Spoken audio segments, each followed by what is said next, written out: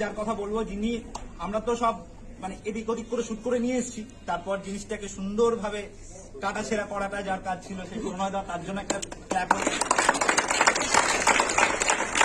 আমাদের makeup artist ছিলেন আজাদ দা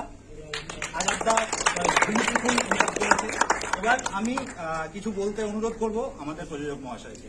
thank you. বুড়ো বুড়ো লাগছে কারণ সবার ফার্স্ট যেরকম ইমোশনাল ব্রেক গুলো হচ্ছে অ্যাকচুয়ালি আমারও এরকম হয়, অ্যান্ড টিল নাও হয় যখন ভালো কাজ যখন স্বীকৃতি পায়, and we all work for that only, মানে স্বীকৃতিটা পাওয়ার জন্যই খাটনি এত, রাইট?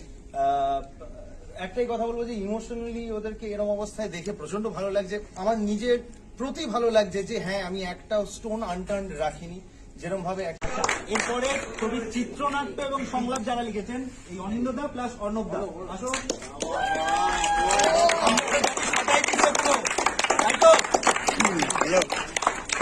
এবার আমি আমাদের সুমিতদা এবং আরো যারা রয়েছেন আমাদের আর্টিস্টরা রয়েছেন, ওদিকে শান্তনুদা আছে, আর দেখতে মনিকা আছে, বান্টি আছে, ভাস্করদা আছে।